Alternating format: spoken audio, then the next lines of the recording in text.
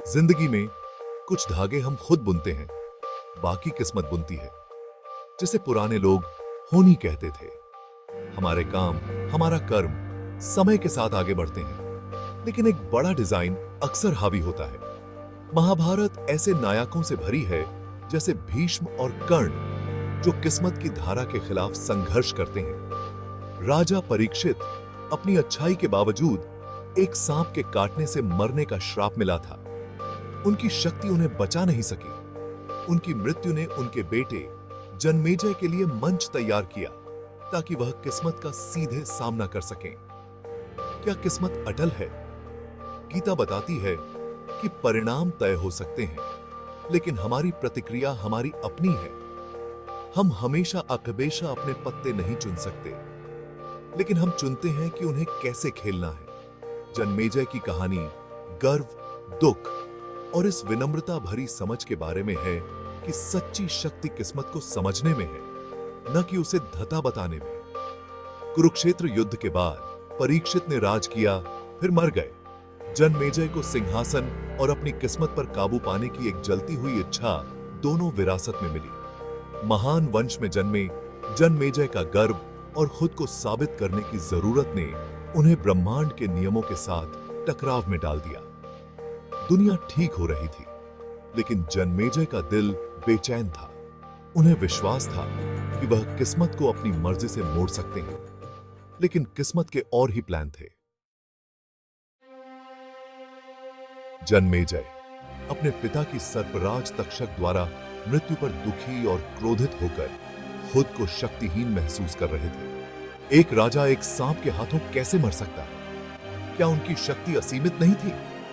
उनके गर्व ने त्रासदी को उनके अधिकार के लिए एक चुनौती में बदल दिया। ऋषि वेद व्यास, परिवार के प्राचीन दृष्टा, दरबार में आए। जन्मेजय ने पूछा, क्या किस्मत सर्वशक्तिमान है? क्या मेरे पिता की मृत्यु अटल थी? व्यास ने जवाब दिया, जो होना तय है वह होगा। तुम्हारे पिता का भाग्य उनके अपने कर्मों से तय हुआ था। कोई भी इंसान उसे बदल नहीं सकता था। यह जवाब चुप गया। जन्मेजय के गर्व ने बगावत कर दी। अगर किस्मत सब पर राज करती है तो मेरी शक्ति का क्या फायदा? उन्होंने चुनौती दी, मैं साबित करूंगा कि एक राजा की इच्छा किस्मत पर जीत पा सकती है। व्यास सिर्फ मुस्कुराए। यह जेल जानते हुए कि राजा को शब्दों से नहीं, अनुभव से सीखना होगा। अवज्ञा के बीज बोए गए। जन्मेजय ने खुद किस्मत को चुनौती देने का फैसला किया। इच्छा शक्ति और किस्मत की परीक्षा के लिए मंच तैयार था। व्यास ने जन्मेजय के गर्व को देखकर एक चुनौती दी।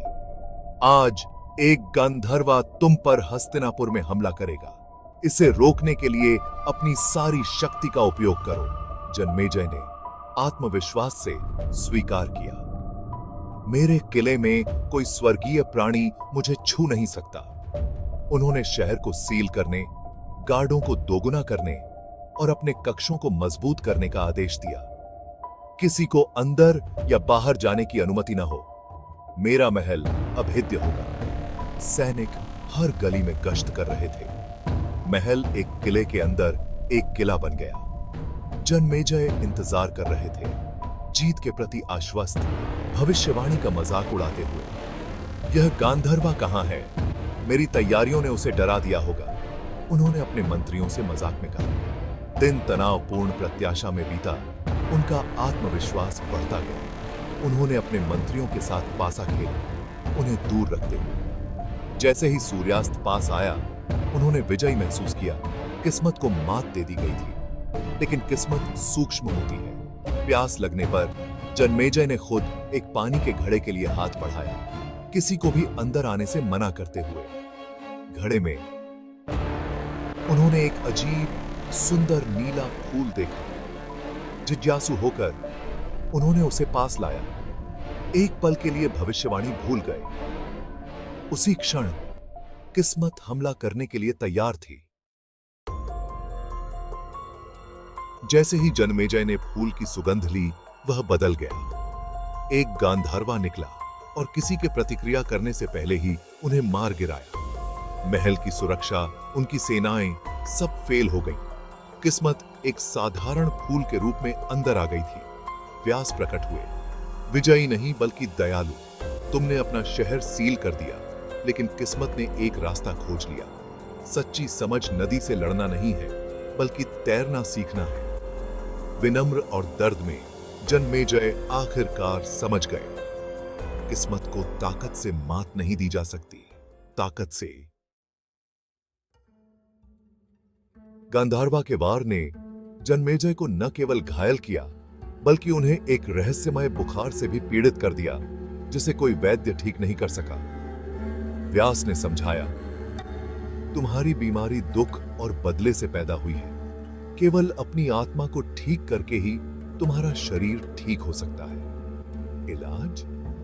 महाभारत सुनना, उनके पूर्वजों की कहानी, उनके संघर्ष और किस्मत की शक्ति। जैसे जैसे महाकाव्य सामने आए, जन्मेजय ने अपने गर्व, दर्द और बदले की निरर्थकता को उसकी कहानियों में परिलक्षित देखा। महाभारत के ज्ञान ने जन्मेजय को बदल दिया। उन्होंने देखा कि सबसे बड़े नायक भी कर्म और किस्मत से बंधे थे। जैसे ही उन्होंने गर्व और क्रोध को छोड़ दिया, उनका बुखार उतर गया। यह सीखते हुए कि हर क्रिया के परिणाम होते हैं और राजा भी एक बड़े डिजाइन में केवल खिलाड़ी होते हैं। कहानी सिर्फ इतिहास नहीं थी, यह एक दर्पण थी जो विनम्रता और स्वीकृति सिखाती थी। जन्मेजय की आत्मा को शांति मिली क्योंकि उन्होंने अतीत के सबक को स्वीकार कर लिया। जन्मेजय शरीर और आत्मा से ठीक होकर उभरे कर्म के उस जाल को समझते हुए जिसने उनके पिता के भाग्य को जन्म दिया था। उन्होंने महसूस किया कि उनका कर्तव्य किस्मत से लड़ना नहीं था, बल्कि धर्म के साथ काम करना था। धर्मा। यहां तक कि जब उन्होंने सर्प यज्ञ पूरा करने की कोशिश की तो किस्मत ने हस्तक्षेप किया और तक्षक भाग गया। सबक: शुद्ध इरादों के साथ भी किस्मत का डिजाइन प्रबल होता है। जैसा कि कृष्ण ने अर्जुन से कहा, तुम एक बड़े नाटक में केवल एक उपकरण हो। हम सितारों में जो लिखा है उसे मिटा नहीं सकते, लेकिन हम अपनी प्रतिक्रिया चुन सकते हैं। जो हम बदल नहीं सकते उसे स्वीकार करना और ज्ञान और विश्वास के साथ कार्य करना।